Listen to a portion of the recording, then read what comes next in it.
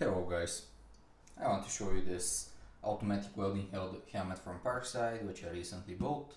As I mentioned in my previous videos, I'm working on a van and I'm going to need a lot of tools, and I decided to invest into Parkside because after all, I'm a hobby guy. I don't do this professionally and there's no point in investing in professional tools. However, for the price, I think that this is a very good investment and it's going to last me for a while, or at least until it comes time to upgrade. Uh, this is the automatic welding helmet from Parkside, which is auto dimming and has few different settings which you can wiggle with.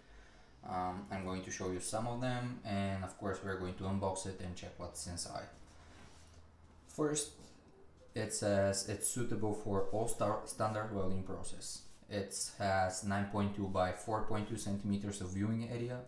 It has 0.0004 seconds of darkening time, which is really fast.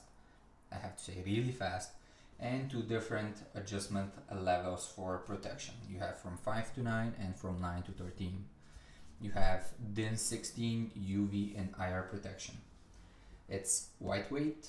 It has integrated LED lights, so it can light up the area you're working in front of you, and it's giving you this benefit to see what you're doing. It's a benefit because when I was looking for helmets, many of them it was dark as a night, and I was not able to see anything inside. I was only seeing the welding arc, and for someone that's beginner, I'm not so sure in my skills, and I prefer to have a larger viewing area. Let's see if there's anything else that's important and we've missed. I don't think so. Let's get to the unboxing part.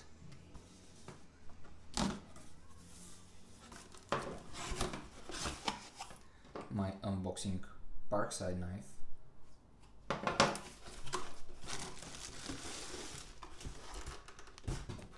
Put the box aside.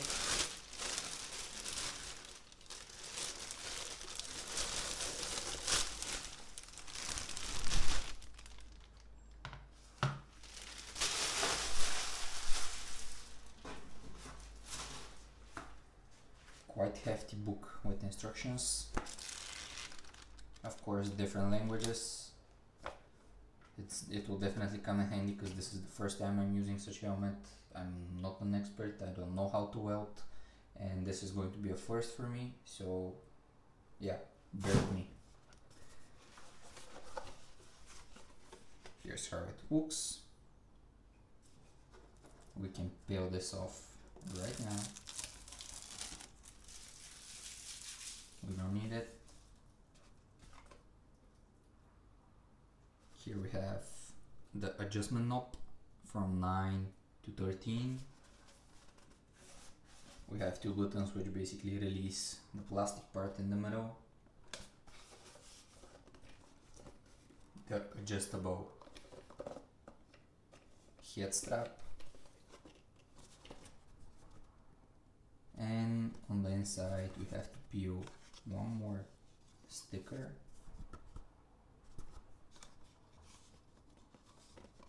Which is going to be a pain in the ass because someone sticked it. Oh, there we go. We don't need it, toss it aside. You can see my fruits, the banana, and let's see. Switch it to on. It should be on.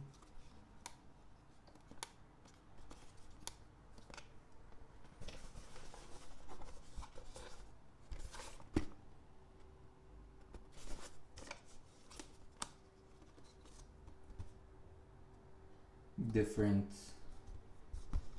shades. I don't know if you can see that in there. Let me try to zoom in so you can see the text. Yep, there we go. If it focus, move that. Yep, so we have the LED control, which is Basically, this is insane.